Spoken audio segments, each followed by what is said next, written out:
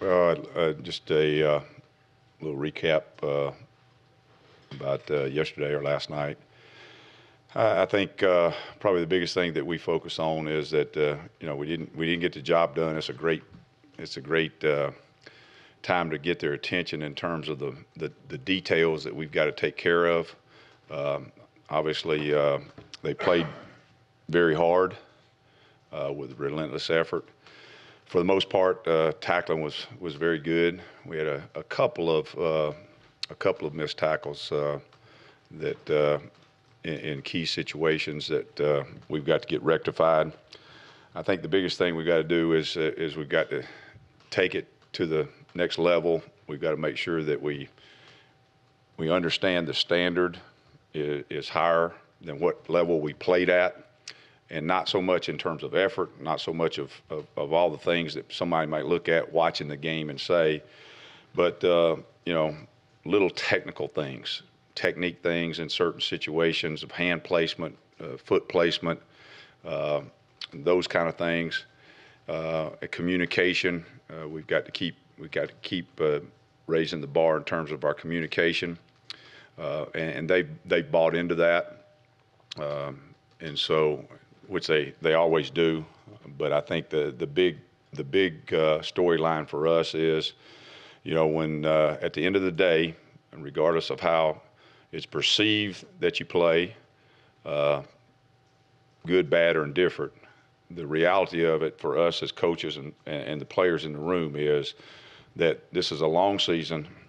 It's a process, but it's a process in which we have a standard we're going to play to, and we need to go from good to very good to real good to keep reaching for that standard. And so that's kind of what we've challenged them with. They've responded. Every time we've asked them to do something, they have responded, and this will be no different. That having been said, I think you have to say that they did play very hard, and there was some very productive football played. But we've got a lot of room for improvement. It looks like Jeff Auburn has really kind of raised the level of his game in both games. Yeah, well, that's what happens. Jeff has certainly raised his play, but that's what happens. From freshman year, sophomore year to junior year. That's just the matriculation that happens in college football. They're not professionals where they're getting paid and that's their job. They're still in the developmental stage, and he's now figured it out at a high level. Plays with relentless pursuit. He's affecting others on the other side of the line of scrimmage and affecting our players in a positive way. How would you assess Carlton Davis's performance last night? It was good. Yeah, he played. Everybody wants to say, well, he had 3 catches on him. Did anybody see the top knocked off the coverage? No.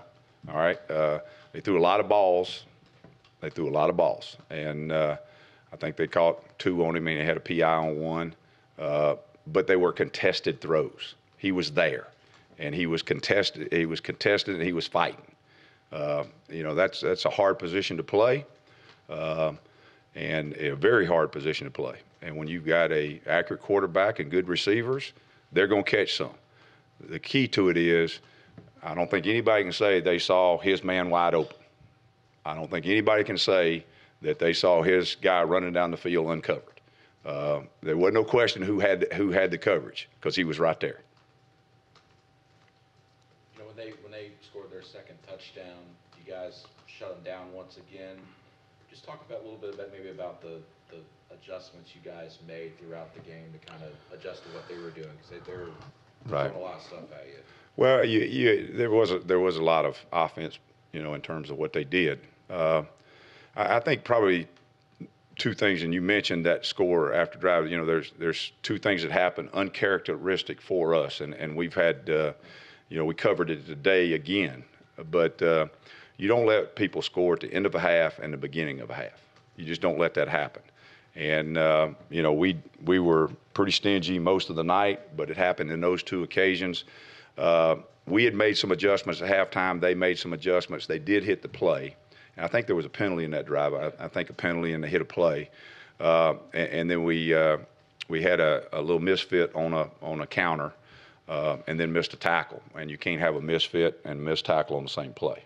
That's uncharacteristic for us, but that's what happened. And so, really, we just got them over, settled them down, and covered what needed to be covered that what had been changed at halftime from the other team, which was not that much, but there were a few little things. Just overall with your defensive line, I mean, we all knew Clemson had one of the most experienced offensive lines. How would you grade their entire performance throughout the night? Well, I think both times we played, it started and ended with the defensive line. Our defensive line, they're a physical group. They're very, very, very well coached. Rodney does a great job of demanding excellence from those guys and setting the standard real high. He's got enough guys that the competitiveness of playing time is a factor. You better do your job because there's somebody right behind you that can do it too. And so that's a positive thing. But there's no doubt about it at this point in time. I don't think anybody would argue with the fact that, how we're built and how we're playing starts and ends with the defensive line. And they're affecting the game. Does this surprise you at all at how well they've done No. consistently? No, it does not surprise me. We kind of saw it coming in terms of the depth there, the type people they are, the work ethic they have. There's some guys in that group that they love to practice. Well, you don't win games on Saturday. You win games on Sunday through Friday on the practice field. And those guys, there's a group of those guys that they enjoy practice. That's a hard thing to do when you're a lineman because it ain't like they're running around out there catching and throwing. They're in the physical part of it. Something we don't talk a lot about, but just your safeties coming down in the run game these last 2 weeks that have done very well for you. Yeah, well, that's the way we're built now. It was a little bit different last night in that we played a little bit more corners rolled up with safety over the top of it than we normally do for obvious reasons. We mixed that in. It was effective. But the base rudiments of the defense is quarters defense, and we're press man out there on the edge, and it allows the safeties to be, run past keyers and be involved in the run game, and both of those guys have done a good job at that. What did Jeremiah Denson show you? I mean, you obviously have seen him, but he really played well last night. Well, it did. I don't know if you noticed, we had Jeremiah actually played two positions.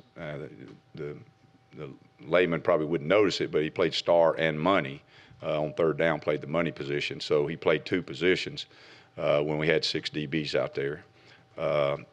He's a really, really smart guy, and so he makes sure he kind of quarterbacks things and does a real good job with that, but he's got a good skill set too.